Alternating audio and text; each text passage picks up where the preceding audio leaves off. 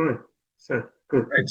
So thank you, Mark, for joining us for today and the exciting topic. I talked to many agents, and even this morning, I had a Zoom call with a whole bunch of them, and we're excited to hear about this. So, well, this is going to be recorded and then it's going to be posted to my Facebook, and we're going to broadcast to many other agents after. So they're going to see this presentation. Thank you for joining for this session of learning. Yeah, I think it's very, very essential and useful for real estate agent to use these techniques that you're going to tell us. So without further ado, why don't you present yourself and tell us what is your name, what you do, and how you can help real estate agents. Yeah, absolutely. And thank you very much for the invitation. I will just ask for permission to share my screen, Sure. please. And in the meantime, I'll do a brief introduction. So I would like to apologize to cat lovers, but I'm a dog person and my name is Mark Brodsky. So I actually started my business 15 years ago because I had an old Cocker Spaniel named Marley, and I felt badly leaving him alone for 8 hours. So I wanted to do something that would allow me to work from home, and digital marketing was that thing. Now, as it turned out, Marley slept for pretty much like 23 hours a day, but I still felt better having him by my side, even if he was just snoring.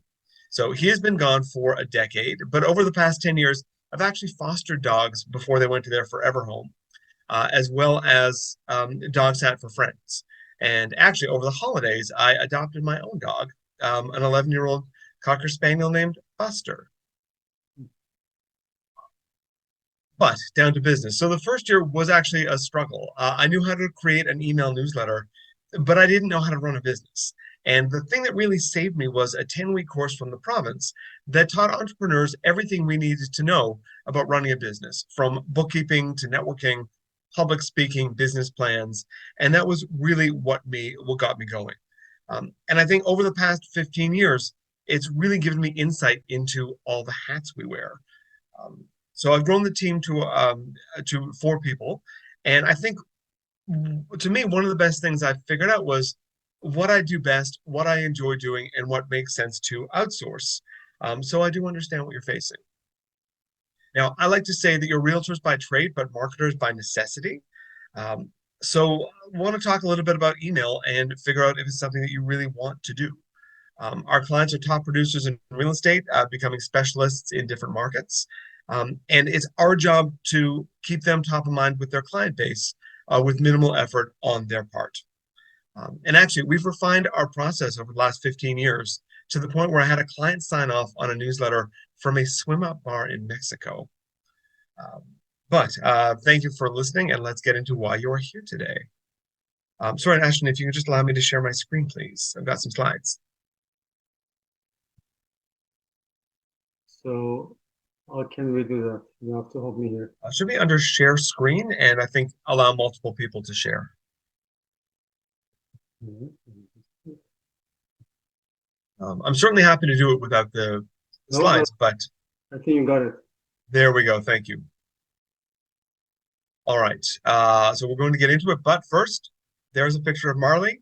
All right. He's been gone for about 13 years. This was Buster when he arrived, and this was Buster after his haircut. So completely different dog. And he is in fact sleeping beside me right now, as I do have a tag. But our topic today is 3 ways to get more people to open your emails. Great. Now, we'll obviously we'll talk about 3 different ways. And what I would recommend is that you are using some kind of software to be sending out your emails. So everything we talk about today, you can apply to any piece of software, but it is important that you're using something other than like a Yahoo or a Gmail. So the 3 things we'll talk about: what it means to be a recognized sender, how to write a compelling subject line, and ways to get more people to see it on social media. So what I mean by recognized sender is, how do people know you best? Now, for many realtors, it's going to be common sense. It is your first and your last name. Some people are members of teams. Some people may have changed their name after getting married. So it's really important to figure out how people know you. And I also recommend that when you set up these systems, it's really clear who the email's from and your actual email address. So to give you an example, if you're using a third party or an assistant, um, I think by default, when somebody opens a program, they type in their own name. You want the emails to be coming from you. And my first choice for your email address is an email coming from your own website, maybe next to your brokerage. And third would be a free email client like a Gmail or a Yahoo. Um, just because if people don't immediately know who an email is from, they're going to delete it because it feels like spam.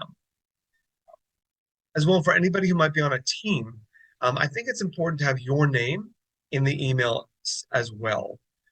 So to give you an example, I work with a team out in Oakville called the Heisey McDermott and Associates. So people know Heather Heisey, they know Leslie McDermott. So when the email comes from them, it's from Heisey McDermott and Associates. Now, when it comes to their associates, they know Macy versus Leslie and Heather. So for us, we found that when we started using Macy's name, we found 15% more people would open the email simply because they knew who it was from. So again, really important to take a look. I will say, I think the worst offenders are politicians and across the board and nonprofits, because often they'll be coming from somebody within the nonprofit, and you recognize more the Canadian Heart Foundation or the Canadian Cancer Society versus their head of fundraising. So really important to get this right. And if you get it right the first time when you set it up, you don't need to worry about it.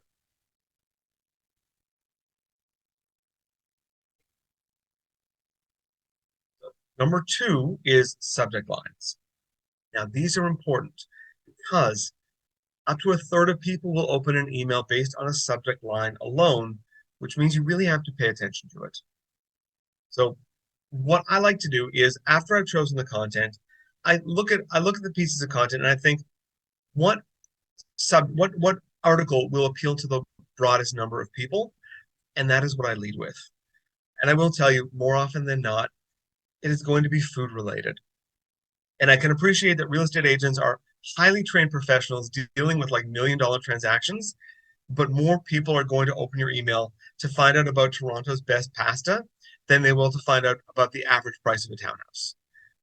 Now, you'll have like a handful of people that want to know the statistics, but again, more people are looking for information about an upcoming home show and or like Toronto's best brunch than than what prices are doing from month to month.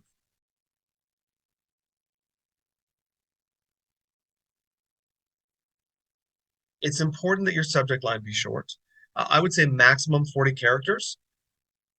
The reason is when somebody opens their phone or their email, anything more than that is not even going to show up. So you can write an amazing 100 character subject line. People are only going to see the first 30 or 40 characters.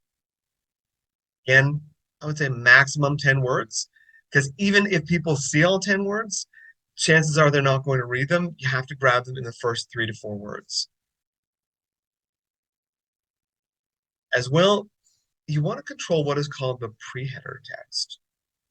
So is anybody familiar with the term pre-header? Just No. have an awkward pause here. It's a little bit jargony, but you've probably actually seen it in action. So sample email from a yoga studio. The subject line is acro yoga at 10,000 feet. The pre-header is aspire to higher ground. So what this means is when you're using like a CRM or a MailChimp or a Constant Contact, when you're typing in your subject line, you also have an opportunity to type in the pre-header. And the reason it's important is that if you don't type in a pre-header, somebody's email client will pull in the first line of text. And more often than not, it's, are you having trouble reading this email? Click here to view it in a browser. And that's not going to get anybody to open your email. So again, also pay attention next time you're checking your email. Take a look at what the pre-headers are that people are using.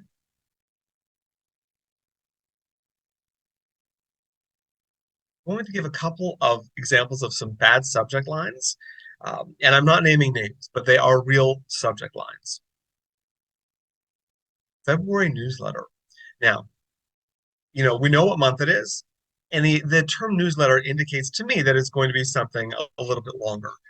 Now, the problem with this is that it is really boring. It gives no insight into what somebody might get when they open the email. And you know that whoever sent this out in January, the subject line was January newsletter. This month it's going to be March newsletter. And it just makes it really, really easy to delete. So if you were hoping to get the fewest number of people opening your email, this is the subject line for you. Almost as bad, February real estate update. Again, we know what month it is. I know that you're a real estate agent. You don't need to tell me that. Give me a reason to open the email. And I would be remiss if I did not give you some better examples. So, Teal's Best Brunch, 19 local winter activities. The reason I like this is, so I mentioned people love food. The top two things that people will click on for food, brunch and Italian food.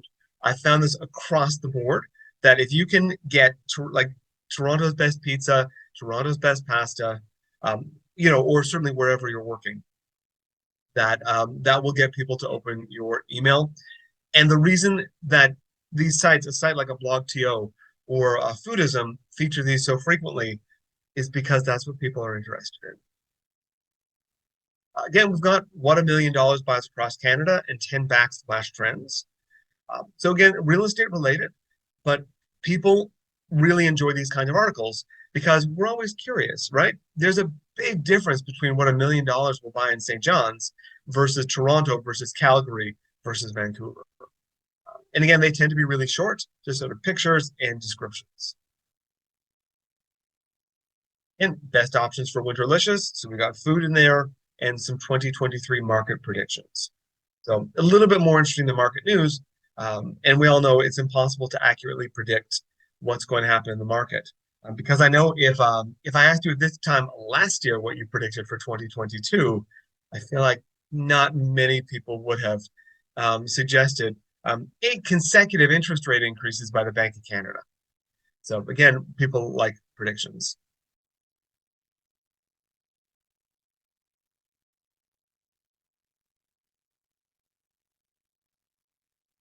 And finally, you can really increase your reach by using social media. So one way is when you're creating your email, again, I know MailChimp and a Constant Contact will offer this. Usually if a brokerage has a program or your CRM, you click a box and these kind of buttons appear, if you can see. So it's a Facebook, Twitter, and LinkedIn. Sometimes all it takes is a bit of a nudge in the introduction saying if somebody in your network would be interested in this content, please share it. And somebody clicks one of these buttons and it's shared to their social media. And again, it doesn't take a lot of people to do this to have a big impact.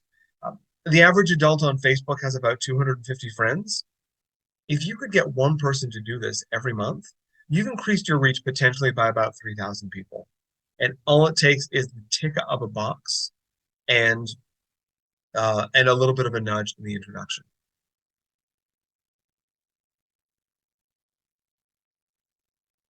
Now, the other thing you can do is share it on your own social media. And you might say, well, why would I want to do this? And the answer is not everybody on your mailing list is going to open your email. In fact, the average open rate for our real estate email is about 22%, which means that about 75 to 78% of the people you're mailing may not actually open your email. But some of them may be connected to you on social media, and that's where they want to get their news. And on the flip side, you're going to be connected to people on social media who are not on your mailing list. So again, a MailChimp and a Constant Contact will automate this. You send out your email, you connect Facebook and LinkedIn to this software, and it will publish your newsletter. Again, an easy, free way to get more people to open your email.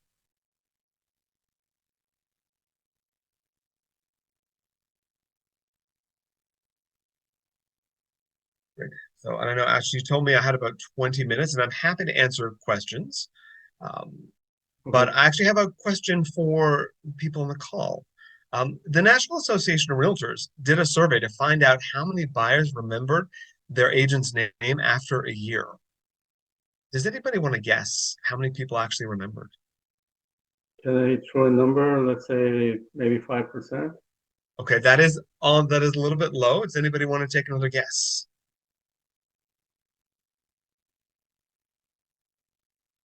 See, if I were in a room in front of people, I could make awkward eye contact.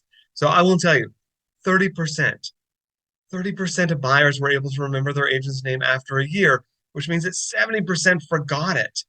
And I think for realtors, especially whose income depends on repeat business and referrals, that's a lot of money left on the table. And that's the reason that our clients invest in our services because they keep their contacts engaged um, while they get to work. Because I know that realtors put a lot of time, energy, and resources into their work, and it's important to figure out what you do best. So I'm happy to have a conversation. Um, got a QR code here if anybody wants to scan it and book a call. And I'm happy to answer questions. So, Mark, I have a question. So, you're suggesting to repeat the same thing that, let's say, you send an email, you copy the content, less and more, and put it into social media, and that, Yes, yeah, absolutely. and that would increase the effectiveness of it. Yes, yeah, you will definitely get more people taking a look at your email that way. And you can even include a link on social media saying, click here to read the newsletter, click here to sign up. And it's a good way to also to grow your mailing list. I was under assumption that when you put a posting on Facebook, everybody would see it, which is not true. So is there any way to increase that number of viewers in Facebook? I know Facebook has its own algorithmic and doesn't bring it up to all the audience. Right. So there are a couple of free ways. The one way is if you're posting something genuinely interesting and people start connecting with it, like commenting, sharing, or liking, Facebook will show it to more people. The other thing I suggest is if you post your newsletter or other content on your Facebook business page, and then you can share it to your personal profile. That way, you will definitely get more people seeing it. Because Facebook, the algorithm, it shows content posted on a personal profile to more people than from a business page. Um, the other thing that I suggest usually is Facebook still allows us to advertise to people who have liked our page. So for 20 or $25, you can reach almost everybody that already likes your page. So it's just, I use the boost button. And especially for an original piece of content like a newsletter, it just means that more people who already know you will see the content. And if they engage with it, there's a higher chance they'll see your next piece of content, whether or not you advertise. Okay, that's good. Yeah. You are working in social media and digital marketing for the last 10 years, right? Yeah. Yes, yeah. So it was 15 in January. Oh, wow. Yeah, Congratulations. nice. You are also exploring Instagram, TikTok, Google, correct? Yes, I'm just going to stop the share. Yes, so half of our business is newsletters, and the other half is social media. So we do social media management, yeah, on Facebook, LinkedIn, and Instagram. Okay. And Yeah.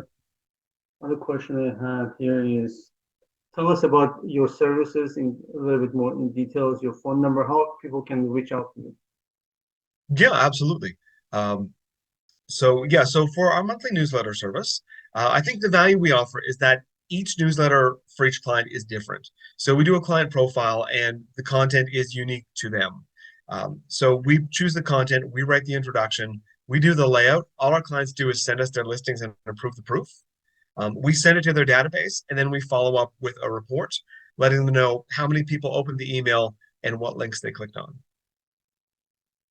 And so the monthly fee for that is $247. Our social media management, we post at least a dozen times a month. Again, the content is unique to them. It's a mix of sort of real estate related, decor, and food. We also post holidays and market news as well as listings. And again, we can do that across channels for $297 a month. And if people are interested, we can also combine the service, and they can save about $50 a month, and it is $497. And that includes content marketing, right? You write the contents for them. Yes, yes, absolutely. So yeah, we search from a number of different sources. Yes. Um, yeah.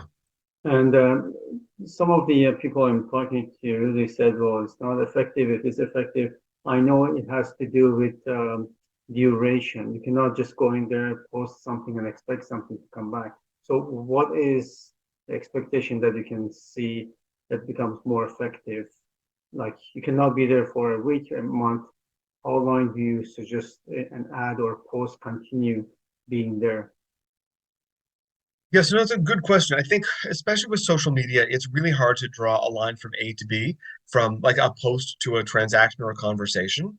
I think often what social media does is it really enhances your online reputation, because certainly when people look you up online, your social media is going to be part of what they see.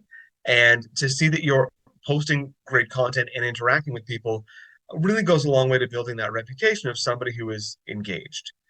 Um, and again, engaging with people who leave comments, who send messages, engaging with other people who are posting, that also really helps become more effective, because people can tell when you're just throwing content onto Facebook or Instagram and just letting it sit there. So I think it is important to spend a few minutes every day and just, interact with people. Yeah, I would say you need to put the social in social media. Absolutely. What kind of mistake I see many agents they do, they use social media as a billboard. Um, Yes. that doesn't work. It's supposed to be interaction.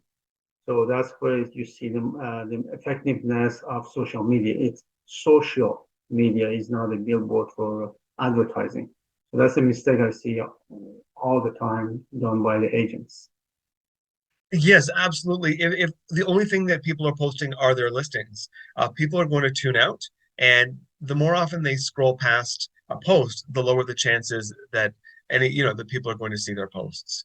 It's also a good way to convey your personality. So I suggest people, post pictures of what you're doing, pets, children, if you're at a local landmark, or a local event, because people do business with you because they like you. And with I don't know, 65 to 70,000 licensed realtors in the GTA, like you really need to stand out. And it's going to be through your personality. Mark, how people can reach out to you? Yeah, absolutely. I can put it in the chat. But our website is mbdigitalcommunications.com. And is there a phone number I they can cannot reach? talk and type at the same time. And the number 416-275-7916. Excellent. Yeah, Well, it wonderful. was a pleasure, Mark, to join us here and to help us understand what's going on with how we can effectively send emails. I think that's a very, very good point that you brought up. And personally, to start using them. Use Gmail all the time, but I think I have to rethink that strategy and do it properly the way you mentioned that. It was a great to have you here, and hopefully we can bring you back with another topic into our social media and posting as well. Wonderful. Yeah, thank you very much for the opportunity, and I'm absolutely happy to come back. Have a wonderful day, and thank Okay. you all the audience for joining us. Okay. Thanks, Ashton. I will talk to you soon. Bye.